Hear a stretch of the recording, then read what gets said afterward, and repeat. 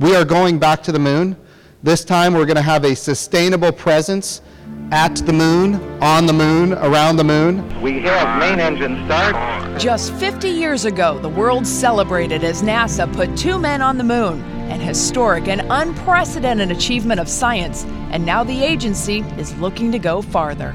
The moon is a waypoint on the way to Mars. It all starts in 1958 as NASA's predecessor, the National Advisory Committee for Aeronautics, was trying to catch up with early success in space by the Soviet Union.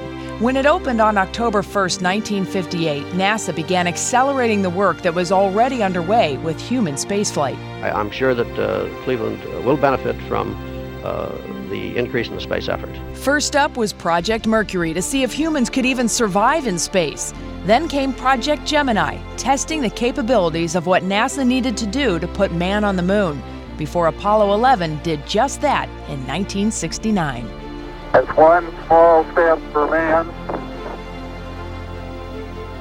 one giant leap for mankind. Despite the groundbreaking success on the moon after Apollo 17, plans and priorities shifted, and humans haven't touched the gray soil since. And while we all love the history of Apollo and the legacy that it left, it established the United States of America as the preeminent spacefaring nation, and that legacy remains today. It is also true that in 1972, we came home and we never went back.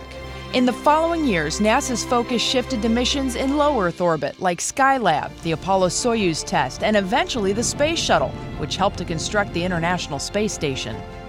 After the completion of the space station, the administration asked for plans that could establish a permanent human presence on the moon, named Constellation. The program started to develop a new crew capsule and lay plans for a return to the moon and eventual exploration of Mars, but it was canceled in 2011. Despite its cancellation, Constellation was not without its benefits. The crew capsule first designed under that program was called Orion, and it's the Orion capsule that will be at the heart of the Artemis missions, taking us back to the moon and eventually Mars.